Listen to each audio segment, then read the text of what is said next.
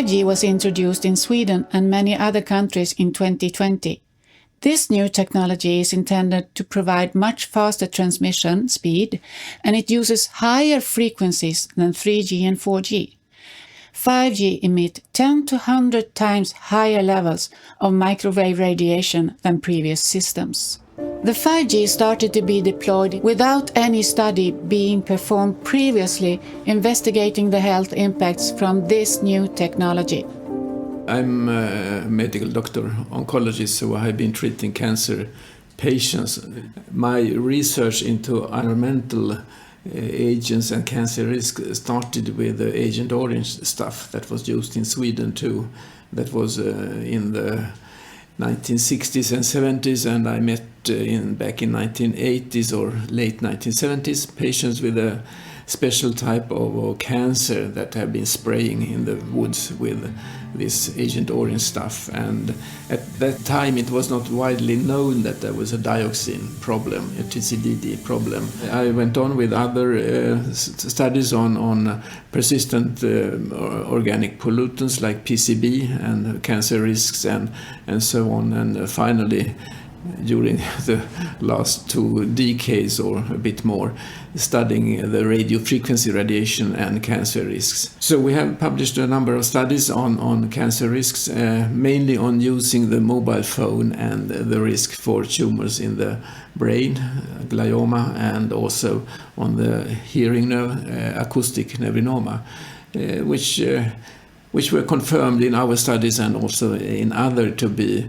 about 2 to 3 times increased risk if you have used the mobile phone for a substantial number of years, 10 years or more. And from that on we have moved to look into the environmental exposure to radio frequencies mostly from base stations, which is a really growing problem with the introduction of 5G, etc.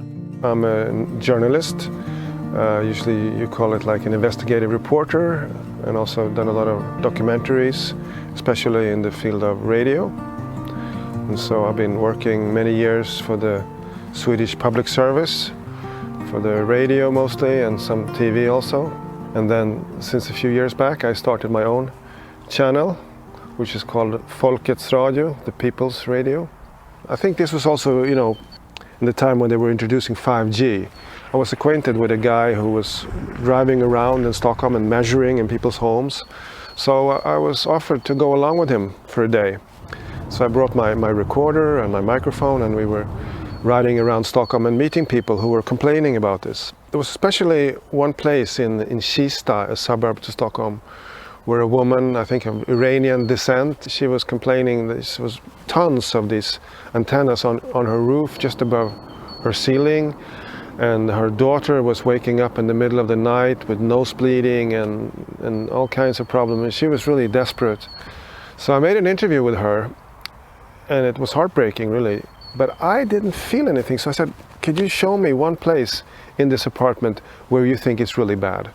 So she said, well, here is this kitchen table. We don't use this anymore because people who come here, even if they have no prior knowledge, they ask, is there something strange in this apartment? So I said, okay. So I sat there and I started my clock, and I was just in my tape recorder. And in 1 minute and 2 minutes and nothing happened, 3 minutes. But then after like 4 minutes, it started pinching in my hand, in the arm. And it sort of gets stronger and stronger. So after like 7 minutes, I decided, yeah, I do feel something.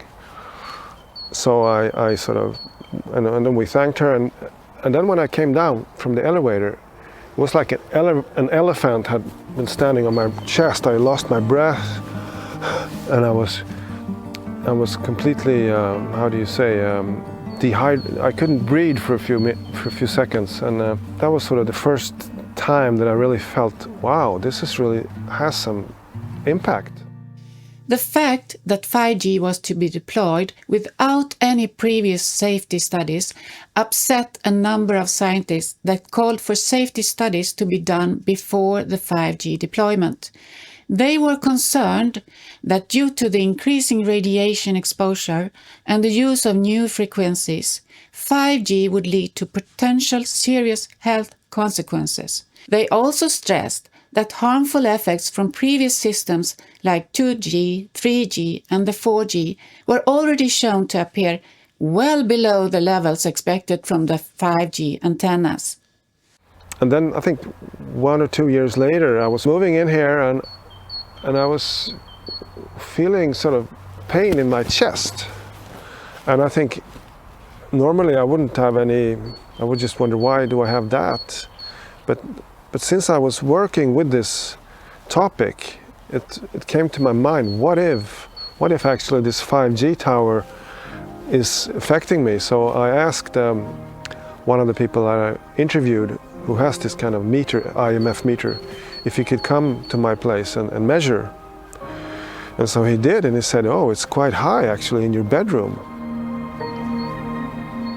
The Swedish Radiation Protection Foundation was contacted by a number of people complaining of various symptoms such as sleeping problems, headaches, dizziness, heart problems after 5G base stations had been deployed close to their apartments or houses.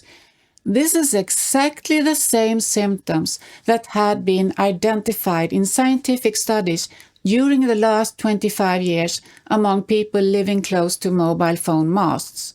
Dr. Lennart Hardell then suggested that we should investigate the health effects and radiation levels from 5G. We have this far published 8 case studies and one summary of the studies.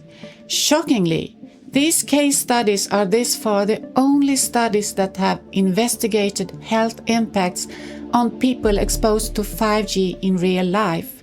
This type of research is not done in other places, as far as I know, around the world. But these have been case reports, people who have talked about their symptoms after 5G was implemented on the building or on the other side of the street, and they get these typical symptoms, as you can include them in the microwave syndrome, with headache, fatigue, difficulties to sleep, etc. There can be muscle pains and problems from the stomach and from the heart, of course, too. So there's quite a lot of symptoms, and they can develop very quickly when you are exposed, in contrast to cancer, which we haven't studied, which is a long-term effect. I mean, 5G started some 4 or 5 years ago in Sweden, 2020, and the cancer effect will come up after 10, 15 or 20 years. You have both the cancer risk in long term, but you have these acute symptoms which some people develop, others do not. Many may have them, but they are not aware of the connection with the radio frequency radiation. Furthermore, this is like classic provocation studies, because most of these people have had to leave their office or homes to another place for living, and then their symptoms disappear within a short time, within a few days. I have lived in my apartment almost 30 years, and I had base stations near my apartment for many years, 3G, 4G, but after they upgraded to 5G, they put up a lot of more antennas. It was 3 times bigger, the antenna elements, and what worried me, I saw that they were pointing it directly to my apartment, and they placed it on a house that was lower than the house I was living in. So it was directly in front of my house. And I measured later on that it was around 22 meters away from my apartment. During the first week, I started to notice that pattern, that each night around 10 or 11, I sensed a hard beating of my heart, and it continued during all night until I left my home. And I remember when the weekend came, my heart was beating non-stop Friday night until Monday morning. I was out of energy, started to get headaches, and I had visit of my ex, and she immediately felt, after half an hour sitting in my living room, she felt pain in her brain and started to crying. and asked me what is happening, what is this? Is this the antenna, 5G antenna, what's happening here?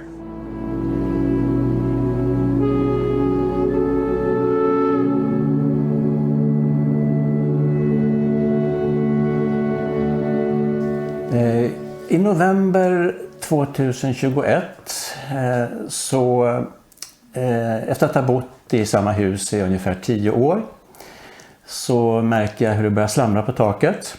Och efter mycket om och men fick jag reda på att det var en av de större mobiloperatörerna i Sverige som skulle montera nya antenner på taket. 5G då bland annat.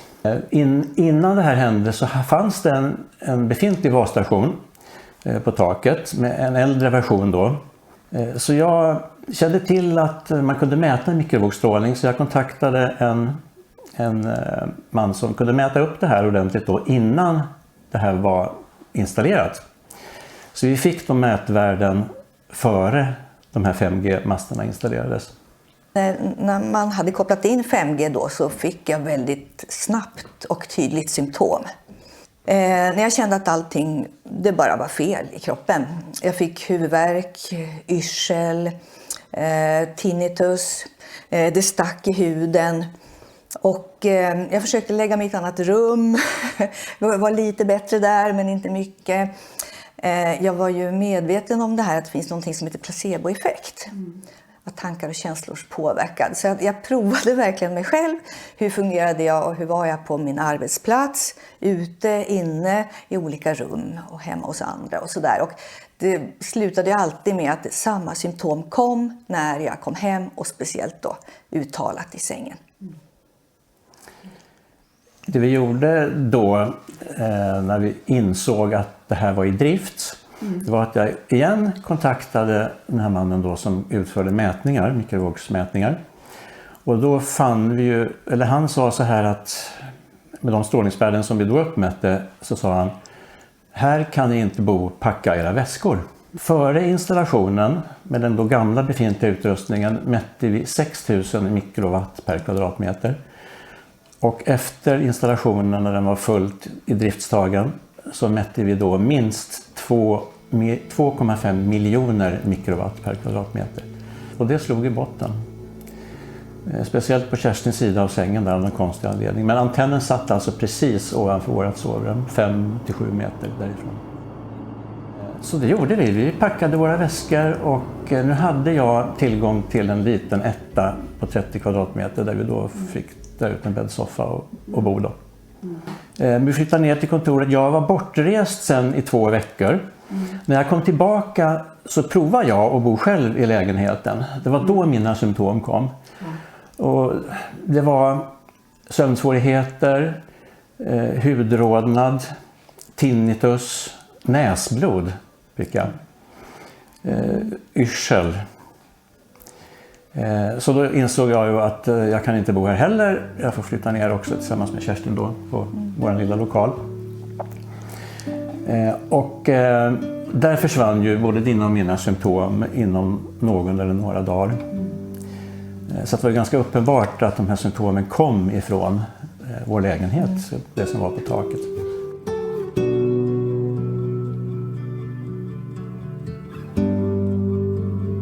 We had some cases where we had measurements before. They were not low, but it was another technology. It may be some 1,000 microwatts per square meter. But at that time it was 3G and 4G, the types of radiation that were before 5G. But when 5G was installed, they get symptoms very quickly. So it's interesting that these people could actually tolerate the previous generations, but with 5G they got all these myriads of symptoms. It was an extreme pain I never felt before in my life.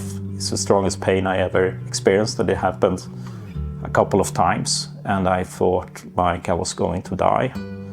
So I started to connect the dots, and I just understood it's something wrong with the antenna.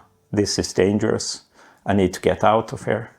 I could stay at different places. That saved my situation. Else I would have been forced to move into a hotel. I was kind of scared that if I could not solve this situation, I was afraid I could become homeless. Every time I was revisiting my apartment to pick up my belongings, my symptoms became more severe every time. And I started to notice a pattern that within like 6 or 8 hours, the symptoms appeared. And it could go on until the next day. Also, I noticed I got headaches for 5 days. I had hard working during that time. I became more sensitive to RF exposure, that I could not even hold my computer mouse that was Bluetooth without extreme pain. I have been using that for years. All of a sudden I could not hold it.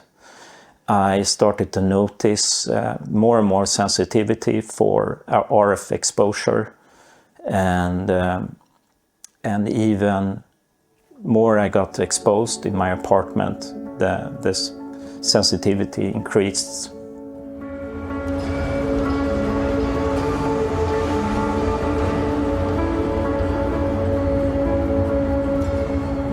Our governments and the industry claim that there are no health risks with the 5G radiation because we have so-called safety limits that protect us against harm. However, they only protect against immediate heating effects that were observed from an hour of extremely high exposure.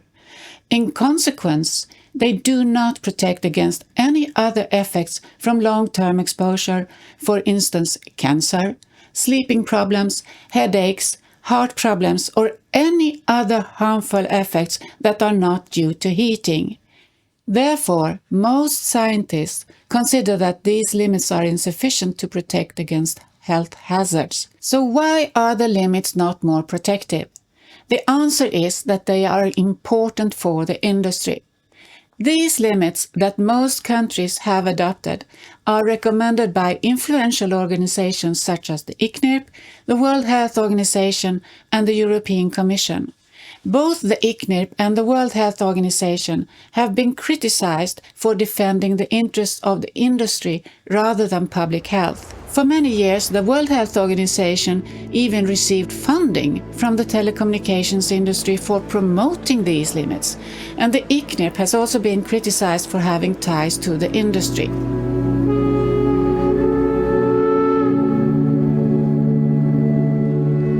There is something with this technology, because it's rapid onset and rapid off, called MIMO, multiple inputs and multiple outputs of the radiation. So it's a bombarding of the human body, and it seems to be especially problematic. And one mechanism could be that there is not very much recover. I mean, usually if you go on cellular level and get a toxin or on a radiation, there can be some damage, but there is also a reparation mechanism in the cells. This cannot be done with 5G because it's so rapid and it's so very high pulses. So they get these toxicological effects on the human body. I mean, this is used in radiotherapy, radiation of cancer. Now, instead of giving the dose once a day, we can divide it and give the dose twice, one dose of the radiation in the morning and another in the afternoon. And we know that the same dose is much more toxic to the cancer cell if it's divided in 2 doses during the day. This has to do with the repair mechanism. So the body doesn't have the time to repair the effect of the radiation when it's given with the short intervals.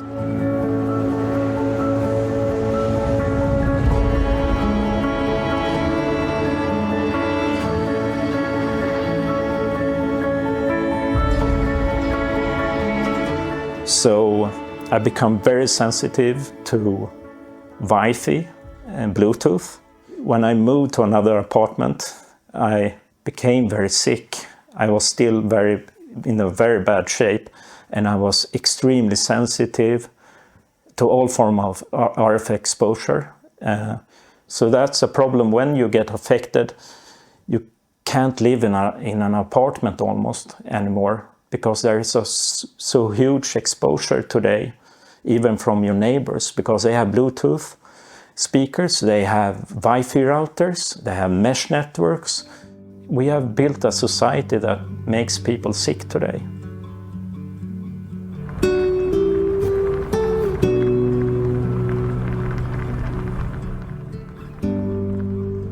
This is a presentation that a representative of the Ericsson company held in 2017 on the impact of EMF limits on the 5G network rollout. The exclusion zone is the zone where people cannot live or stay for longer periods.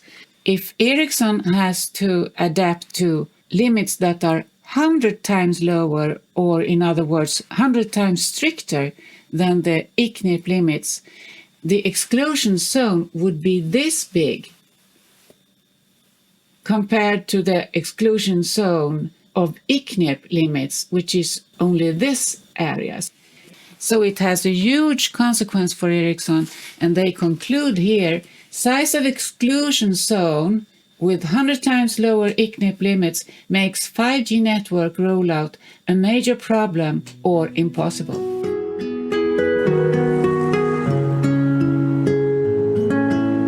On the other side here, lots of base stations for 5G. I think we can count to 8, and they are located very close to the people who are walking around and close to the heads of people, of course, because it's just one flat building like that. And we have very high exposure here. It's just now we have some 14, 15 volts per meter, but we have measured much higher before. I mean, if you move around and come into the direction of the beam, it will be even higher, maybe 30, 40 volts per meter, which is very close to 50 volts per meter, where you have an increased cancer risk in animal studies.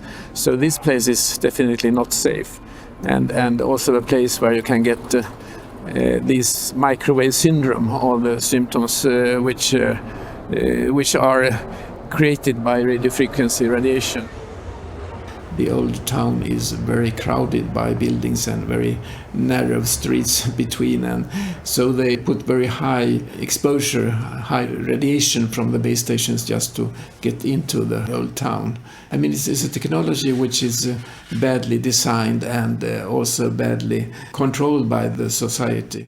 And of course, people don't understand or are unaware of this, because the radiation doesn't smell it, you can't see it, you can't feel it, etc. So it's a classical environmental agent which you don't know that this is a risk factor. Actually, it's the same with dioxins that are group 1 carcinogens in humans. You can't smell them, you can't feel them, and you can't taste them. It's quite similar. It's a silent cancer agent that we are now having in our surrounding, and that is increasing in the level, of course. Exposure limits for harmful emissions are normally set to protect the public, and then the industry has to adapt to the limits. But in this case, the limits are rather set to protect the industry's needs.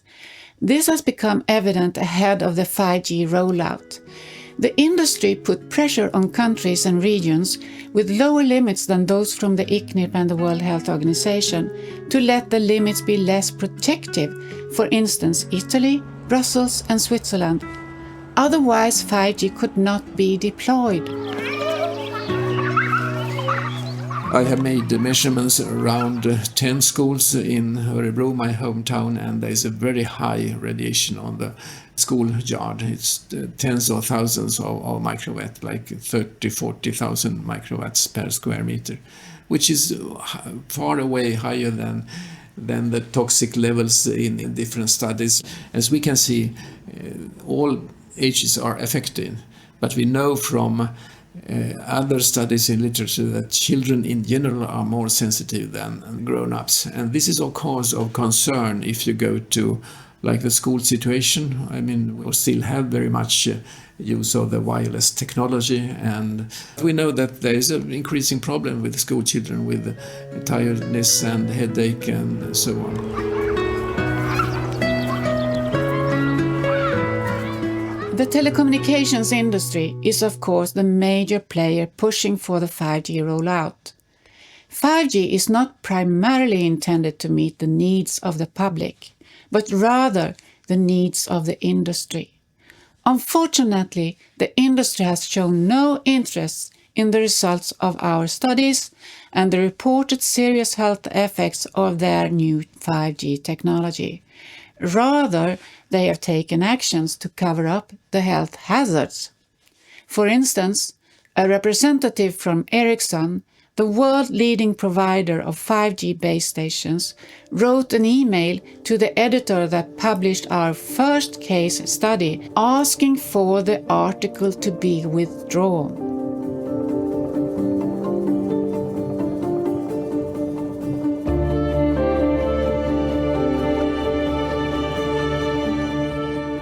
This is evidence that the industry is working behind the scenes to cover up the health hazards, and it's not interested in any objective investigation of health effects.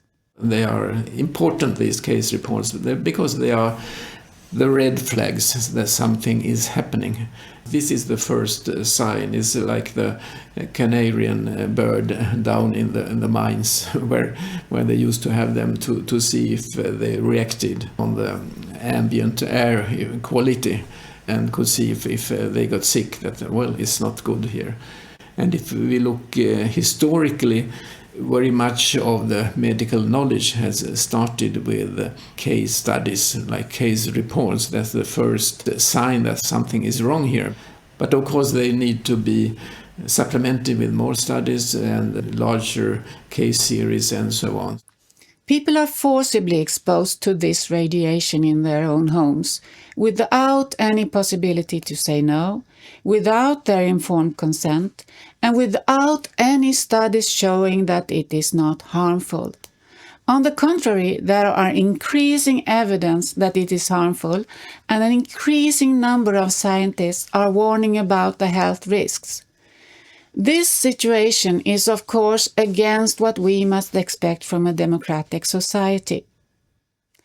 It shows that the industry has too much influence over how the society handles these risks.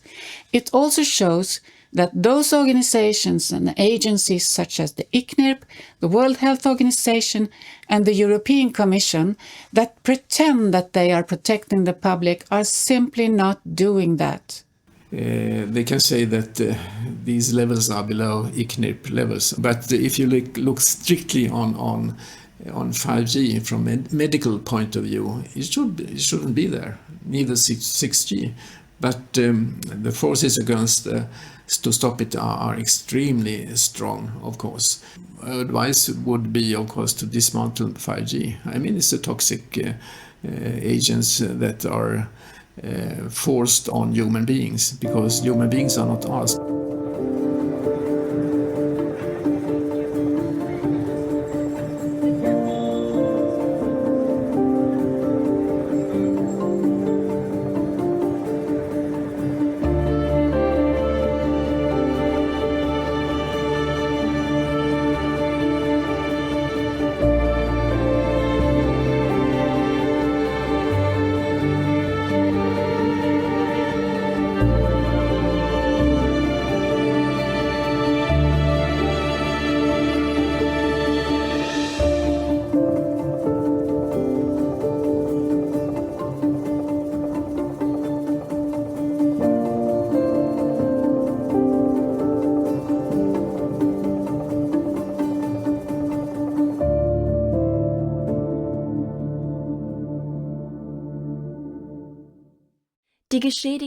Those affected by mobile phone radiation are often silenced simply because of their complaints.